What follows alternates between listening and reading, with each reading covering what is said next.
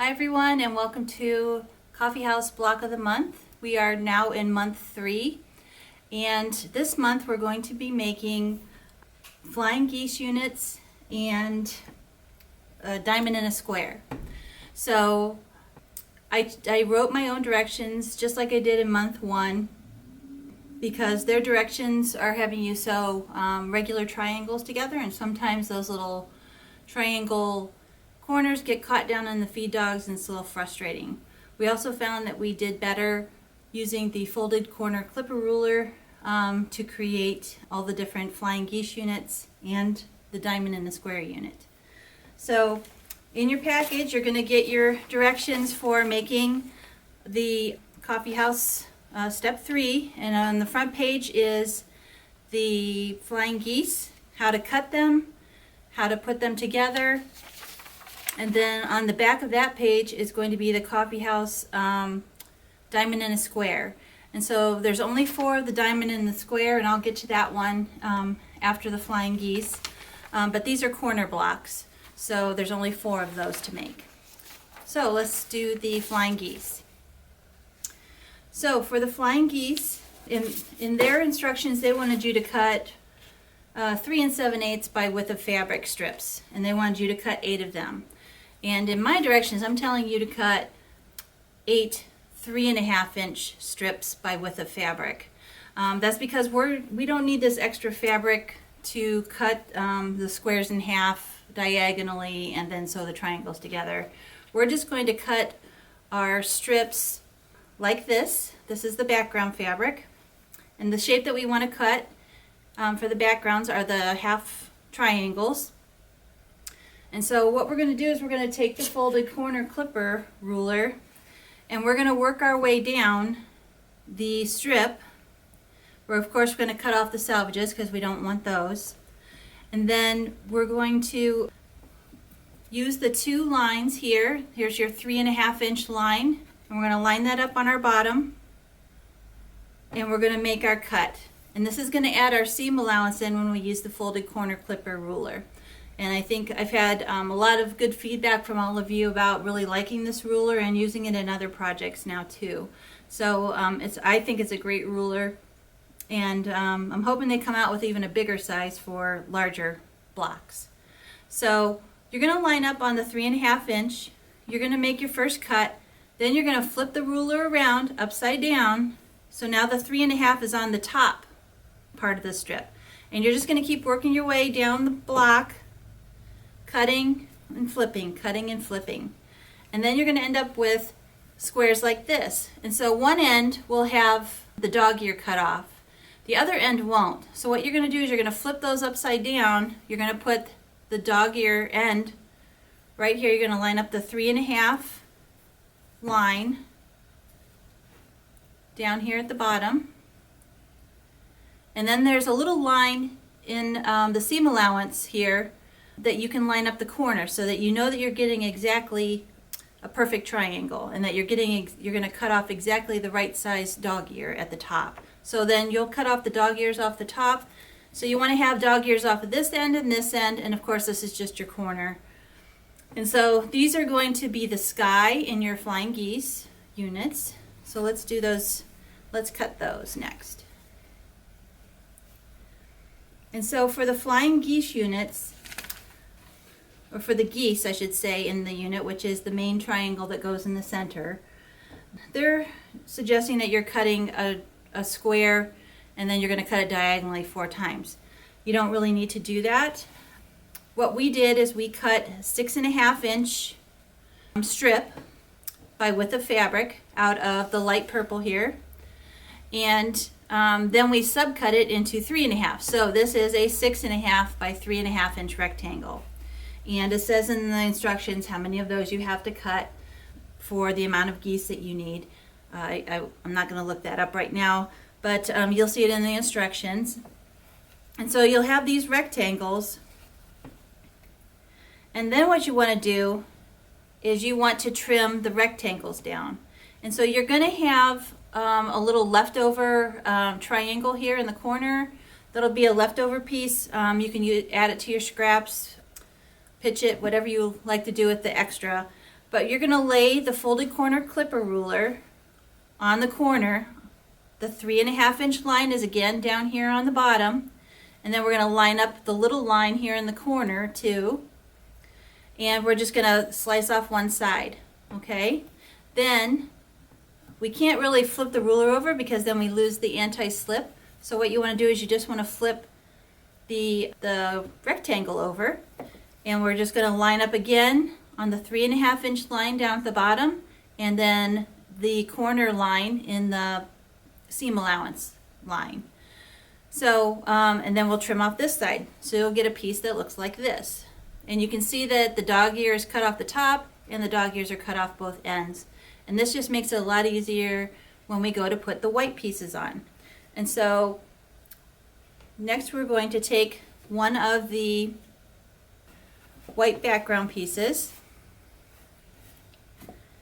and we're going to lay it matching up the corners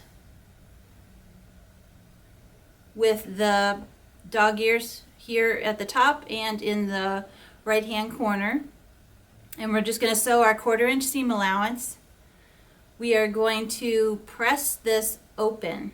I really like to press my seams open. It just lays nice and flat, especially for flying geese. And if you are going to press your seams open, make sure that you use a 1.8 to sew your seams. 1.8 is nice and tiny, and it's going to really hold this triangle from stretching out of shape. So if you think about it, the tighter the stitch, you know, the tighter it's going to hold those pieces together, so they're not going to be able to shift as much when you go to iron it. So I, of course, always finger press my seam open first, and then I press with the iron, and not iron press, because these are triangles and they're going to stretch. So you're going to sew that 1/4-inch. So this one will be flipped up. And then we sew the next one, matching up the corners again. And see, by putting having the dog ears cut off, it really helps you line up the next piece. And you're going to sew a 1/4-inch down this side. Do the same thing where you're going to fingernail press them open first and then give them a good press open. And then they will end up like this, nice and neat. And you're going to make, I believe it is 32 flying geese units, just like this. And then this is fabric 1 and fabric 2. And then you can see in the instructions here, we're also going to have fabric 10. So fabric 10 will be this rust colored fabric that goes nicely with the light purple because it has purple dots in it. That'll be fabric number 10 in your kit.